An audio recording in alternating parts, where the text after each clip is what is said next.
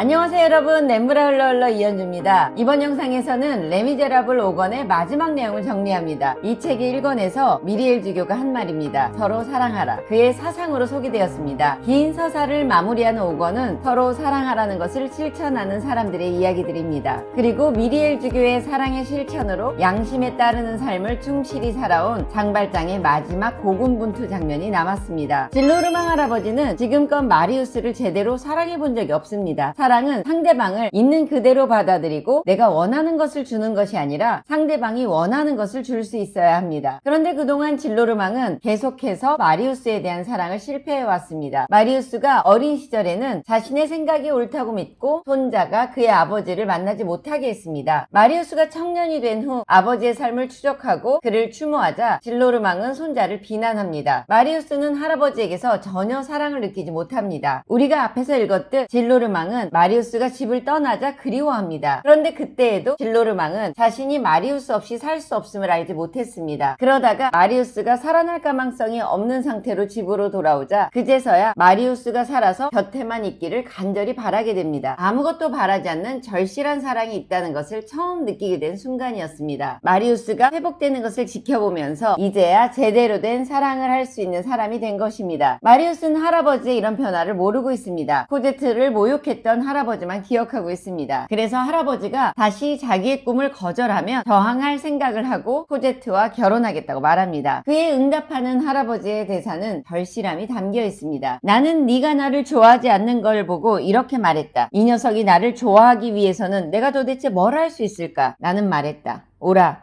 귀여운 코제트가 내 손 아래 있다. 이 애를 그에게 주자. 그러면 그는 틀림없이 나를 좀 좋아하거나 그렇지 않으면 그 이유를 말할 것이다. 아, 너는 이 늙은이가 노발대발하고 큰 소리를 치고 안 된다고 소리 지르고 그 서광 같은 아이에게 지팡이를 쳐들 것이라고 생각하고 있었다. 천만에. 코제트도 좋고 사랑도 좋다. 나는 더 이상 바랄 게 없다. 도련님, 부디 결혼하시오. 행복하시오. 내 사랑하는 아가야. 그렇게 말하고 노인은 오열을 터뜨렸다. 코제트와 마리우스의 결혼식 준비가 진행됩니다. 이제 장발장의 마음을 살펴볼 차례입니다. 장발장은 그가 숨겨놓았던 돈을 모두 코제트의 지참금으로 줍니다. 그리고 자신의 과거 전력이 코제트에게 방해가 될까봐 모든 행동 하나하나에 신중을 다합니다. 코제트의 법적, 경제적 문제를 다 해결해주고 자신은 결혼 서약서에 사인도 하지 않도록 조처를 취합니다. 마리우스는 두 사람의 행방을 궁금해합니다. 악당인 것이 분명하지만 아버지의 은인이기 때문에 끝까지 도와주어야 할 테나르디에와 그를 살려서 집에 데려다준 누군지 아직 모르는 자신의 은인을 찾을 수 없습니다. 이제 장발장의 마지막 양심과의 고군분투를 남겨두고 있습니다. 미리엘 주교가 당신 영혼의 값을 치렀어라고 말한 그 순간부터 양심에 따르는 삶을 살아온 장발장입니다. 항상 도피하고 싶은 편한 선택과 고난으로 가득 차 있지만 양심에 따르는 선택 중에 양심에 따르는 선택을 해온 장발장입니다. 우리가 읽어왔듯이 장발장의 선택은 그 순간에는 고통스러웠지만 이후에 이야기가 전개된 것을 보면 그 자신에게도 또 주변의 모든 이야기들에도 많은 문제를 해결해주는 가장 좋은 선택이었음을 알 수 있었습니다. 그가 마지막으로 앞두고 있는 고민은 자신의 과거에 대해 마리우스에게 털어놓고 코제트로부터 멀어지느냐 그냥 묻어두고 코제트 곁에서 살아가느냐입니다. 장발장이 전과자인 것이 그의 삶을 전부 말해주는 것은 아닙니다. 하지만 사람들은 그 사실을 알게 되었을 때 그의 선한 삶을 곧바로 잊고 혐오한다는 것을 장발장 본인이 가장 잘 알고 있습니다. 자신의 지난 삶이 코제트의 삶에 치명적인 함정이 되지 않도록 하려면 전과자였던 자신의 과거를 마리우스에게 미리 털어놓는 것이 좋겠다고 판단합니다. 하지만 그렇게 되면 지금껏 장발장을 살게 해온 코제트를 더 이상 못 보게 될 수 있습니다. 이것을 장발장은 분명하게 견디지 못할 겁니다. 코제트는 마리우스를 갖고 있고 마리우스는 코제트를 소유하고 있었다. 그들은 모든 것을 갖고 있었다. 재산마저도. 그리고 이것은 그의 업적이었다. 그러나 이 행복을 그것이 존재하고 있는 지금 그것이 거기에 있는 지금 그는 그것을 어떻게 하려 하고 있었던가. 장발장 그는 이 행복에 꼭 필요한 것인가? 그는 이 행복을 그의 것처럼 취급할 것인가? 아마 코제트는 남의 사람이 되어 있었겠지. 하지만 장발장 그는 코제트로부터 잡아둘 수 있는 것은 모두 잡아둘 것인가? 그는 그때까지 그러했던 것처럼 잠깐 만나보는 그러나 존경받는 일종의 아버지로서 그냥 있을 것인가? 그는 코제트의 집에 태연히 들어갈 것인가? 그는 그 미래의 그의 과거를 아무 말 않고 가지고 갈 것인가? 장발장은 지난 세월 그가 했던 모든 양심과의 대결의 순간을 떠올려 봅니다. 포실류반 상대방 영감을 구하면서 자베르에게 자신에 대한 의심을 깊게 했을 순간의 선택, 샹 마튜의 사건, 마리우스를 구하러 가기 전에 했던 갈등 등의 상황 등은 코제트를 잃기 위해 자신의 과거를 밝히는 순간의 고뇌와 비교할 수 없을 정도로 하찮은 것이었다고 생각합니다. 삶을 살아가게 했던 단 하나의 일을 잃는 것이 눈에 보이는데 자신의 양심에 따라 전과자였다는 것을 마리우스에게 고백해야 한다는 의무가 가장 큰 결심임을 깨닫습니다. 결국 그는 양심에 복종합니다. 전과자라고 말하는 장발자의 말에 마리우스는 왜 그런 이야기를 하느냐고 묻습니다. 그러자 장발장은 그것은 정직한 마음에서라고 대답합니다. 그리고 그 마음은 결국 자기 자신을 지키는 것이 될 것이라고 말합니다. 그러나 그 말은 절규에 가까운 것입니다. 왜냐하면 고통을 동반할 테니까요. 입을 다무는 것이 아무것도 아니라고요? 침묵을 지키는 것은 간단하다고요? 아니요. 그것은 간단하지 않소. 침묵이 거짓말하는 것이 되는 수가 있어. 그리고 나의 거짓말을, 그리고 나의 기만을, 그리고 나의 비굴함을, 그리고 나의 비겁함을, 그리고 나의 배신을, 그리고 나의 범죄를. 나는 그것을 한 방울 한 방울 마시고 그것을 다시 뱉고 그런 뒤에 다시 마셨을 것이고 한밤중에 끝냈다가 한낮에 다시 시작했을 것이며 나의 낮 인사는 거짓말을 했을 것이고 저녁 인사도 거짓말했을 것이고 그리고 나는 그 위에서 자고 그리고 그것을 내 빵과 함께 먹고 그리고 코제트를 정면으로 바라보고 그리고 천사의 미소에 대해 지옥에 떨어진 사람의 미소로 대답하고 그리고 나는 가증스러운 협잡꾼이 되었을 것이요. 왜 그렇게 한단 말인가? 행복하기 위해서